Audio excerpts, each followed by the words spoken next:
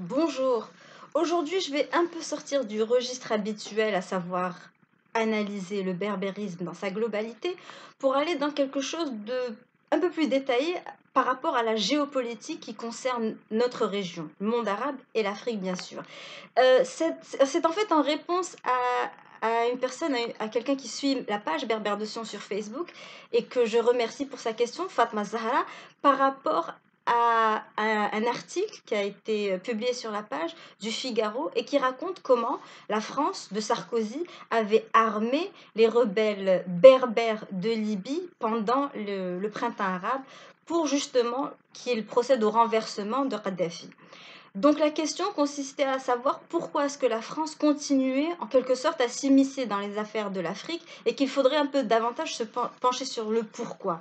Le pourquoi en fait est très simple, il est économique évidemment. Donc pour beaucoup on va dire l'Algérie, le berbérisme par exemple, on sait qu'il a été fabriqué pour pratiquer la politique du diviser pour mieux régner pendant la colonisation française. Or, aujourd'hui, l'Algérie est indépendante, elle est indépendante depuis 60 ans, même si la France a très mal digéré la perte de ce joyau, de sa couronne impérialiste en quelque sorte.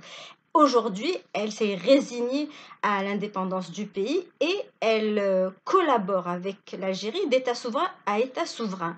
Mais il y a évidemment une arrière-pensée qui est toujours omniprésente. Et bien qu'on accuse très souvent les pouvoirs, les régimes, les gouvernements arabes ou africains d'accuser la main étrangère de s'immiscer dans les affaires internes de nos pays, la réalité est qu'il y a une main étrangère qui s'immisce dans nos affaires. Et pour cause. En fait, l'Afrique, surtout, est la première productrice de matières premières, de toutes les commodités et de toutes les matières qui sont nécessaires au bon fonctionnement de l'économie européenne. C'est-à-dire, je ne parle pas uniquement des hydrocarbures, le pétrole, le gaz, etc., mais des choses comme le cuivre.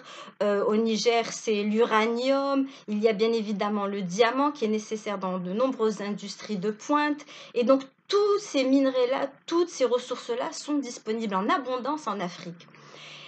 Or, si l'Afrique était stable, était complètement stable, avec des systèmes de gouvernement complètement apaisés, sans qu'il y ait de problèmes internes continus, les pays africains pourraient en fait gérer eux-mêmes et régler les prix de ces matières premières à leur avantage. Or, quand un pays est constamment concentré sur ses problèmes internes, il ne pèse pas lourd sur la place, sur la scène internationale et donc n'a pas de mot à dire sur les marchés. Les prix de nos produits sont régulés et réglés et commandités par les puissances occidentales.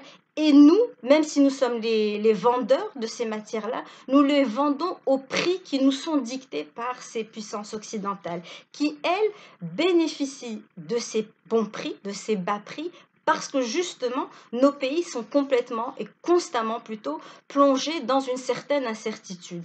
Donc, quand on pose la question pourquoi est-ce que la France continue à s'immiscer dans les affaires algériennes, dans les affaires maliennes, pourquoi a-t-elle encouragé notamment les Berbères en Libye? Il y avait bien évidemment l'affaire Sarkozy par rapport au financement de sa campagne, mais pas que.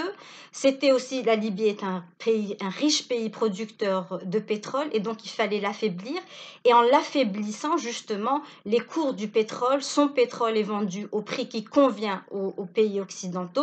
Les investissements, les millions et les milliards d'investissements qui ont été faits en Europe après la hausse des prix des hydrocarbures 2006-2007 sont aujourd'hui bloqués parce que le pays est dans le chaos. Donc, tant qu'il y a du chaos dans les pays africains ou dans les pays du Moyen-Orient, l'Irak par exemple, les prix sont régulés par ces puissances-là et leur économie fonctionne mieux. Voilà tout simplement la raison pour laquelle on continue à voir la France s'immiscer dans nos affaires et dans de nombreux pays africains. Voilà, merci.